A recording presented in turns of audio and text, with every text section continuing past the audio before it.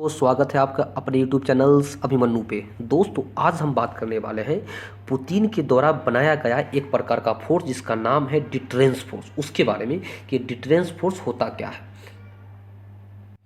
दुनिया पुराने युद्ध पद्धति को छोड़कर नई युद्ध तकनीक को अपना रही है।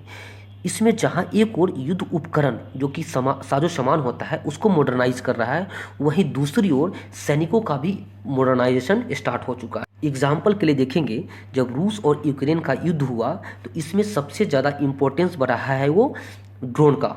अब दुनिया के बड़े बड़े देश जो कि ताकतवर देश है वो ड्रोन बनाने में लग गए हैं, एक से एक खतरनाक ड्रोन बना रहे हैं। वहीं दूसरी ओर देखेंगे कि अमेरिका और चीन के द्वारा स्पेस फोर्स का गठन किया जा चुका है। इसका मतलब क्या है कि ये दोनों देश पृथ्वी पे ही नहीं, पृथ्वी के ऊपर अंतरिक्ष में भी लड़ाई लड़ सकते हैं। इसी बीच एक रसिया से न्यूज़ निकल कर आई कि पुतिन के द्वारा एक तरह का स्ट्रेटेजिक डिटरेंस फोर्स का गठन किया गया है। अब हम जानेंगे कि डिटरेंस फोर्स ये होता क्या है। डिटरेंस फोर्स का बेसिकली दोस्तों जो काम है वो परमाणु हमला करने और परमाणु बम की सुरक्षा का जिम्मेदारी संभालने के लिए किया गया है। इसमें जो दोस्त शामिल होगा, एयरफोर्स, आर्मी और नेवी के जो जवान हैं वो शामिल होंगे। रूस जल सेना द्वारा, थल सेना के द्वारा और वायुसेना के द्वारा तीनों तरह से परमाणु हमला करने में सक्षम होता है। जो देश हवा, पानी और ज़मीन से तीनों से परमाणु हमला कर सकता है उसको बोलते हैं न्यूक्लियर ट्रायड देश।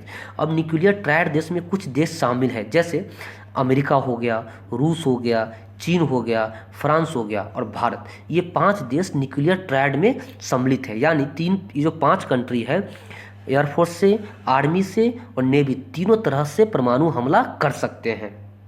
ये जो रूस का डिटरेंस फोर्स है ये सीधे राष्ट्रपति को रिपोर्ट करेगा। रूस का जो राष्ट्रपति है उसको रिपोर्ट करेगा और इसकी सबसे अहम नीति है, अगर दुश्मन देश की ओर से ऐसा लग रहा होगा कि परमाणु हमले का आशंका है तो ये जवाबी हमला कर सकता है, यानी परमाणु हमला करने में सक्षम होगा।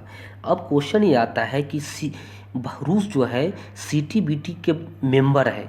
सीटीबीटी के मेंबर होने के बावजूद रूस हमला कैसे कर सकता है? तो सीटीबीटी सबसे पहले देखते हैं सीटीबीटी होता क्या है।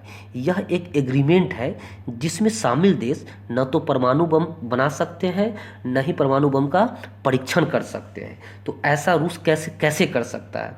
अभी रूस और यूक्रेन का युद्ध हुआ जिसमें पश्चिमी देशों के द्वारा यूक्रेन को काफ़ी मदद दिया गया, जिससे रूस भड़क के इस सीटीबीटी से बाहर हो गया। रूस अब सीटीबीटी का मेंबर नहीं रहा है।